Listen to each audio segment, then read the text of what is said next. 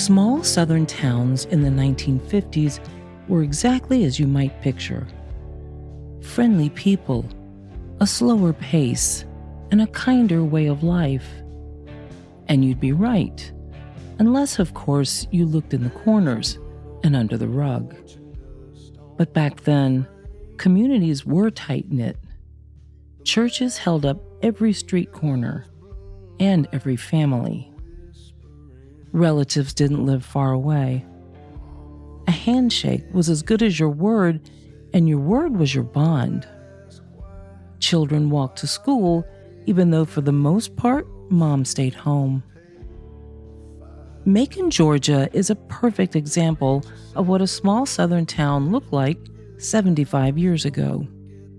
It's the seat of Bibb County in central Georgia.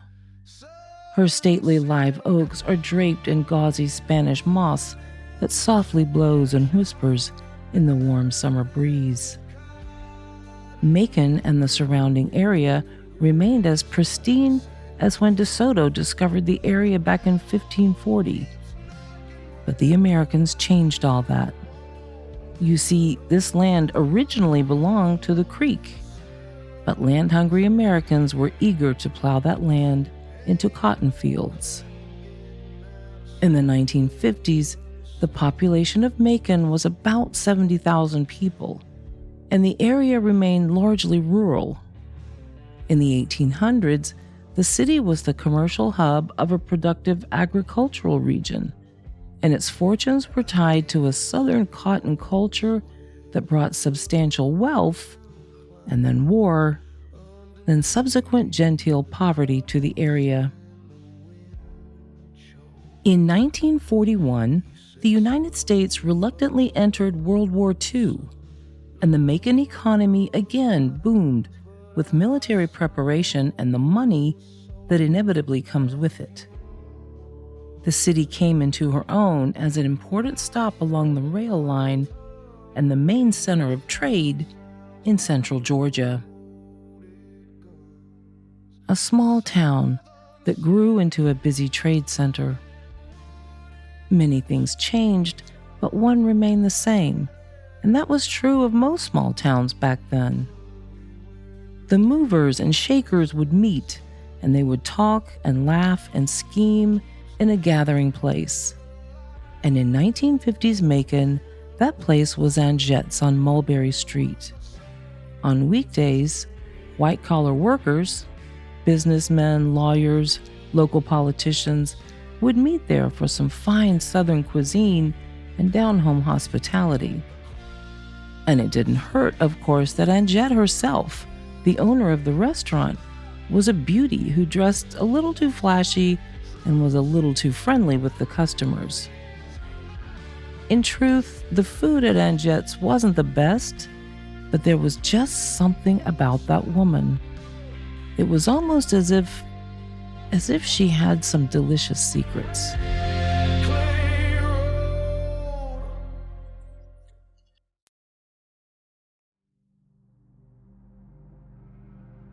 Here in the South, we love our stories. We begin in childhood, huddled around campfires, whispering of things best spoken in the dark, confiding in our small, trusting circles. Why is that, do you suppose? I have researched and investigated Southern history for more than 20 years, and I believe it has to do with this region itself. There's a lot that hangs in the ether here, and much that is buried deep in the soil. There's beauty here in the South, and shame, and courage. And make no mistake, there is evil. There's always been the element of the unexplained, the just out of reach, that we can all feel, but can never quite describe. And the best place for telling tales about such things is the comfort and safety of an old front porch. So I invite you tonight to come up here with me, settle back into a chair and get comfortable. Pour yourself a drink if you like, and I'll share with you some of the tales best told in the company of friends. Tales that prove that truth really is stranger than fiction. And I'll turn on the light. You're going to want that. I'm Carol Townsend. Welcome to my front porch.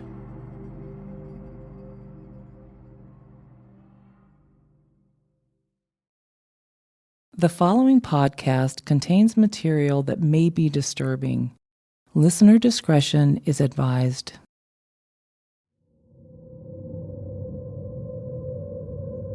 Anjette Lyles was well known in Macon, having been born there in 1925 and having grown up there.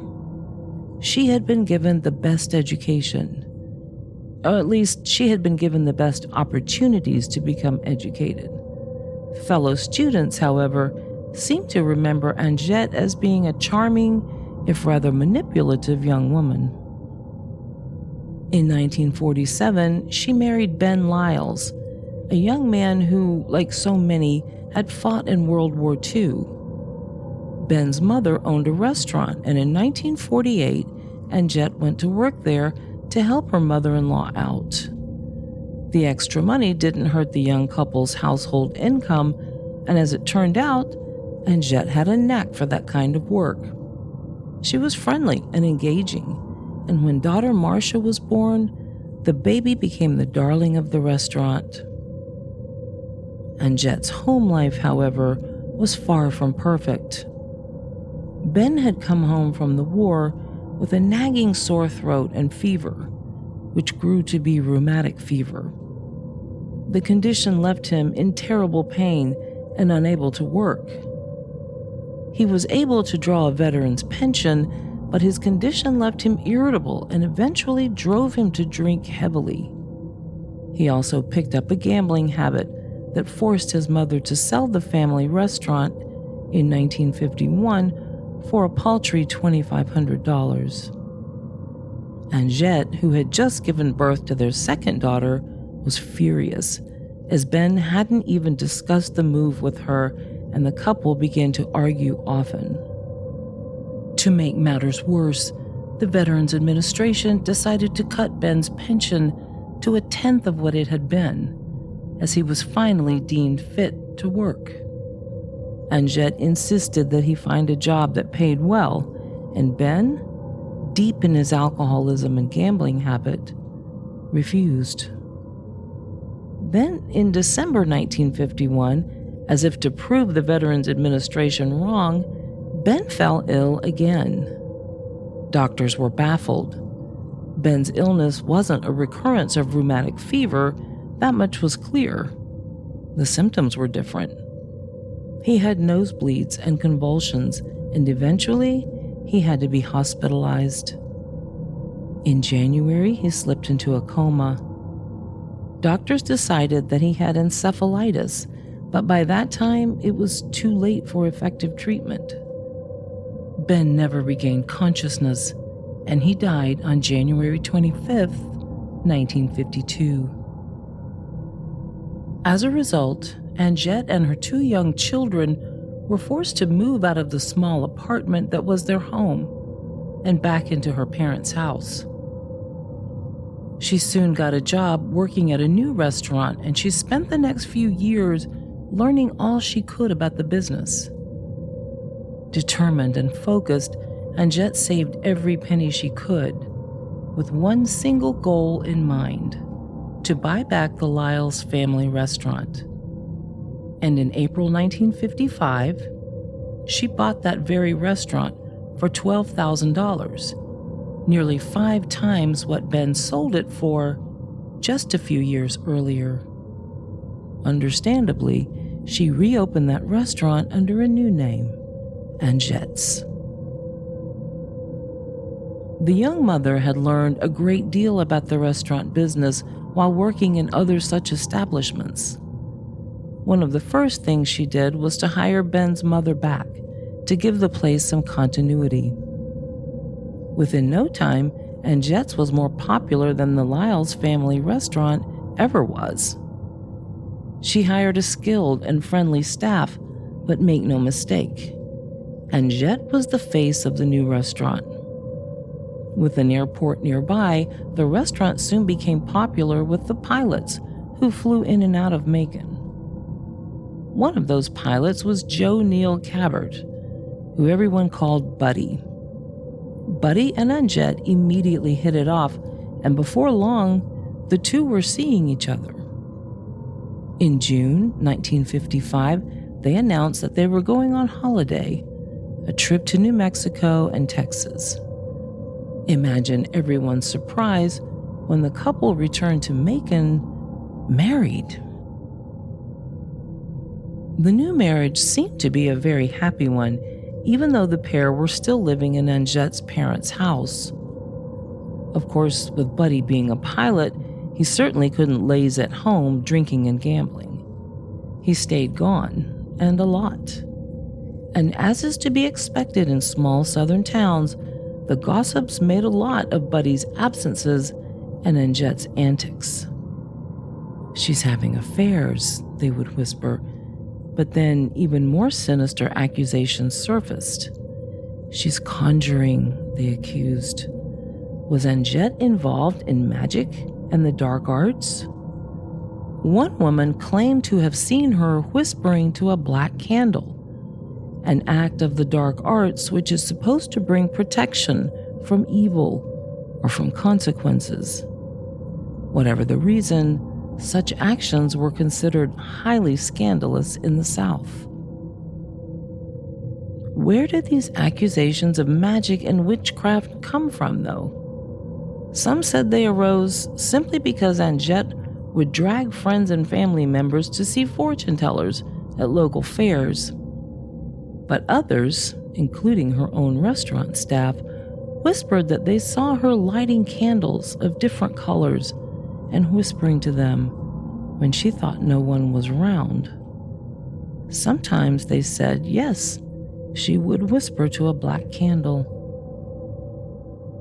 In October 1955, Buddy went into the hospital for a minor operation on his wrist.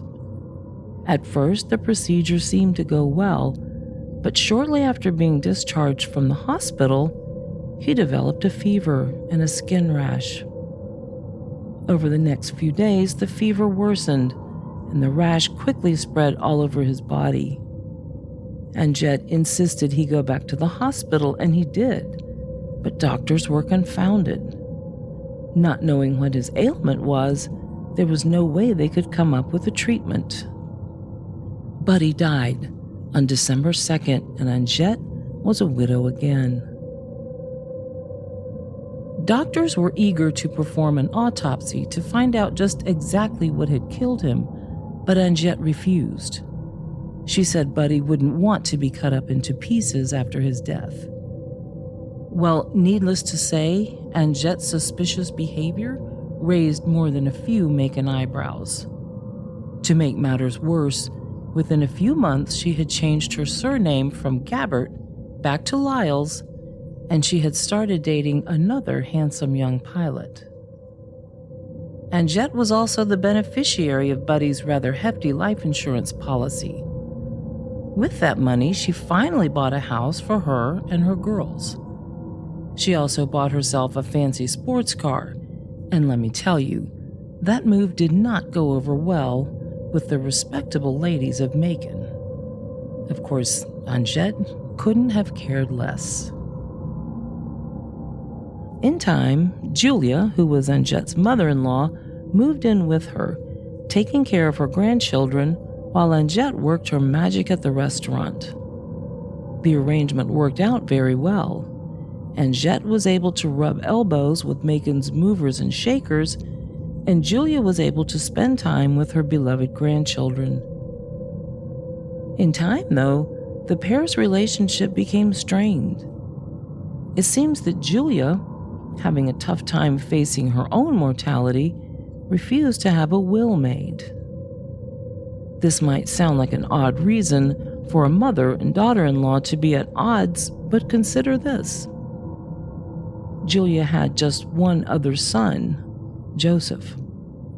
Anjette was concerned that if Julia died intestate, Joseph would inherit everything she had. Imagine Anjette's concern then when in 1957, Julia fell ill. At first, it seemed that she just had a summer cold. But when she started vomiting blood, she had to be hospitalized. Her daughter-in-law remained by her side, visiting her often and bringing her some of her favorite dishes from the restaurant. Secretly, Anjette didn't believe that Julia would survive the mystery illness, and she would be right because Julia died on September 29, 1957. As luck would have it, Anjette was able to produce Julia's will shortly after her passing. The document showed that Julia had left 1/3 of her estate to her son Joseph, 1/3 to Anjette, and 1/3 to her granddaughters. Julia's entire estate amounted to about $11,000, which was a considerable amount of money back in 1957. Perhaps that's why Anjette didn't seem overly emotional about the loss of her loved one. Still, the ever-watchful and judgmental eyes of Macon stayed on Anjette. Something just didn't seem right about that woman and her flashy, flirty ways. It was positively scandalous the way she was behaving. Some thought the gossipy Maconites could have been wrong about Anjette. She did seem troubled after losing both her husband and her mother-in-law.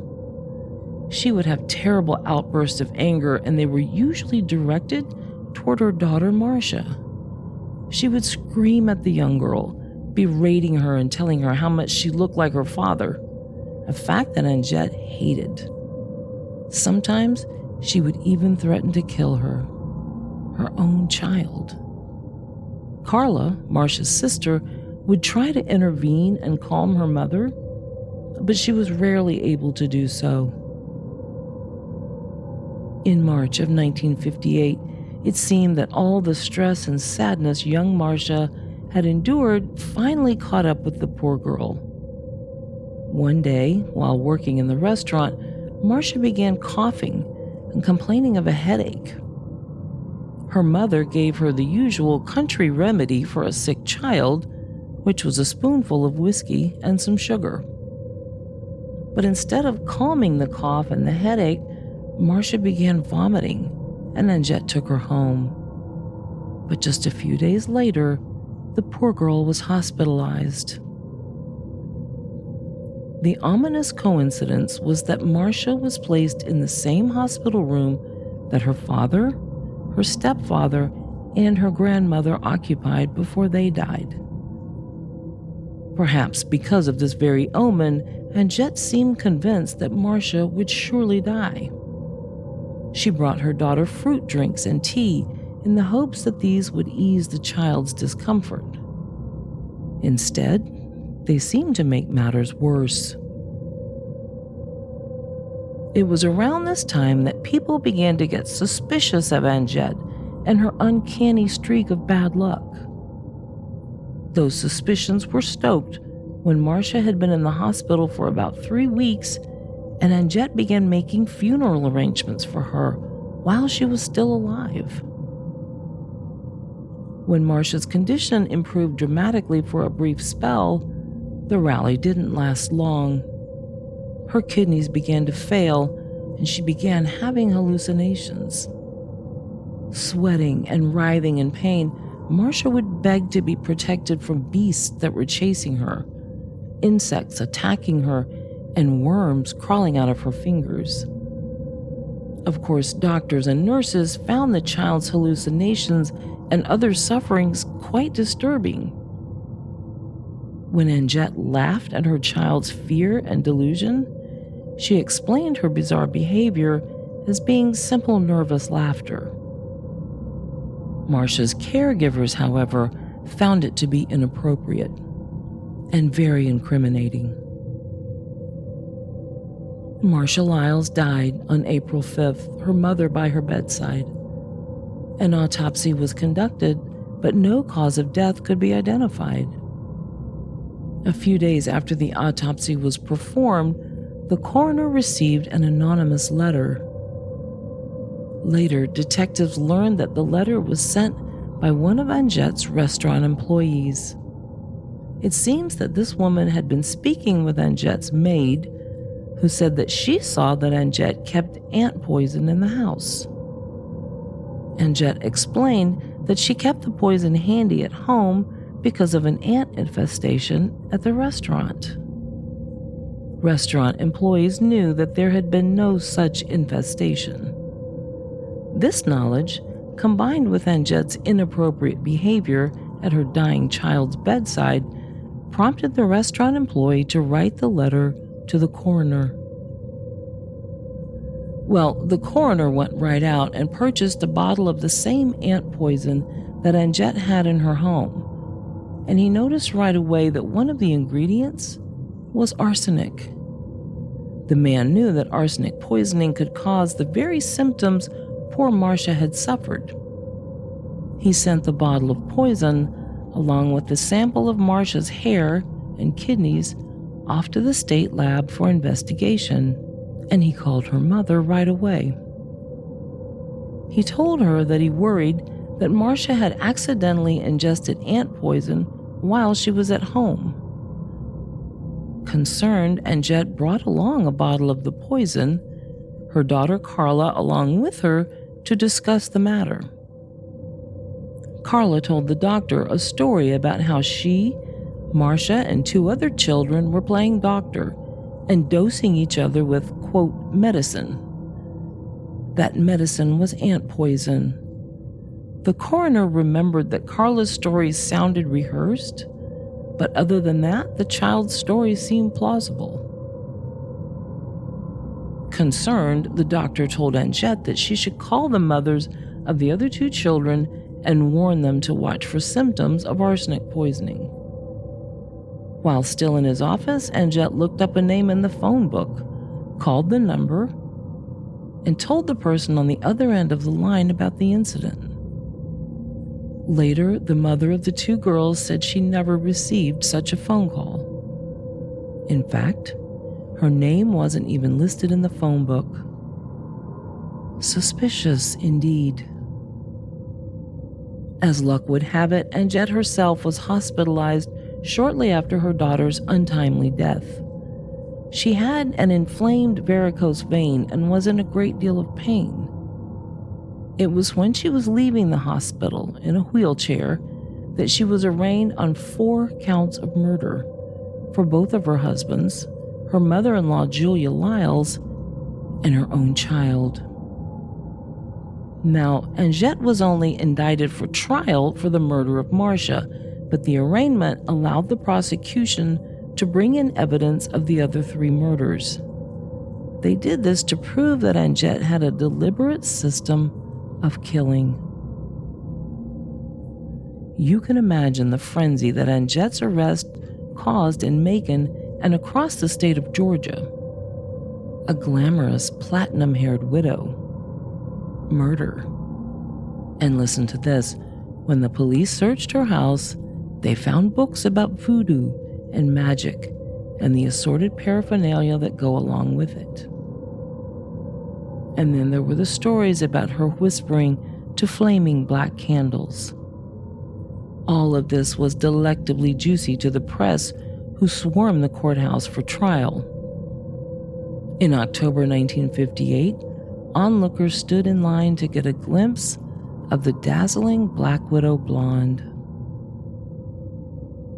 Now, arsenic is a very effective poison. Unfortunately for Anjette, it is a metallic element, so it leaves a footprint. It can be found in a human corpse long after death. Julia, Buddy, and Ben had all been exhumed, and all 3 victims had traces of arsenic in their bodies. Samples from Marcia's autopsy also contained arsenic. The prosecutor even thought to be proactive and counter the argument that arsenic could have been introduced during the embalming process. It was not possible, according to the local undertaker. Anjette's defense attorneys presented the argument that Julia poisoned Marcia and the other two victims. Supposedly, Julia had made this claim in a suicide letter found by Anjette's maid. This defense was deflated, however, when that same maid testified for the prosecution, saying that Anjette had tried to coerce her into claiming to have found the letter, which was proven to be a forgery. And that discovery led to a more serious matter. Analysts proved that the same person who forged that letter also forged the signature on the will that Julia finally had prepared right before her death. With the letter of confession undercut so thoroughly, Anjette then claimed that Ben simply drank himself to death, that Buddy's rash had been there well before they married. These were weak claims that couldn't be substantiated, so it's no surprise that the jury took just 1 hour to convict the glamorous murderess. Of course, Anjette's attorneys appealed the conviction, but the appeals failed. She was sent to Reidsville State Prison to live on death row. Now, Governor Ernest Vandiver granted Anjette a stay of execution. Why? Well, you see, Anjette would have been the first white woman executed in Georgia history. There were those who just weren't willing to cross that line, even though 13 years earlier, Lena Baker was executed for killing a man who had held her as a sex slave. She killed him in self-defense, she said, when he tried to murder her.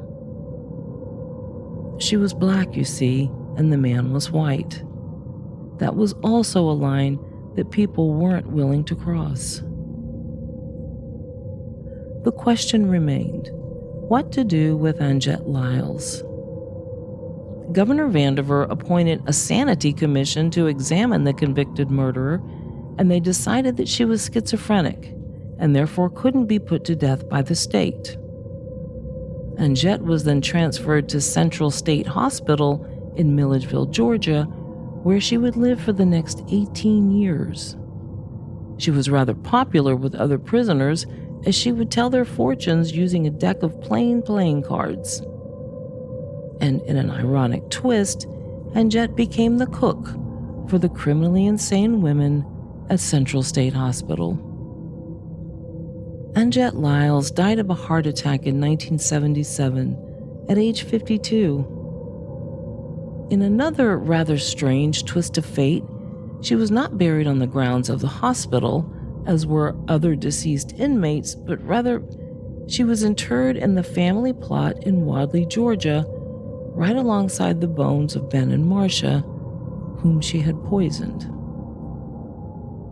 It seems that death truly is the great equalizer. I'm Carol Townsend, veteran newspaper journalist and 6-time award-winning author. You can find me on social media and check out my website at caroltownsend.com. As always, thanks for listening, and if you're enjoying these tales of Southern history and lore, I hope you'll tell your friends. Subscribe to this podcast on Spotify, Apple Play, iHeart, and anywhere you listen.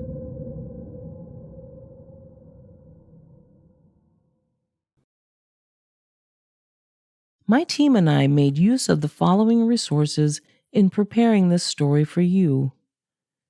The book Whisper to the Black Candle by Jacqueline Weldon White.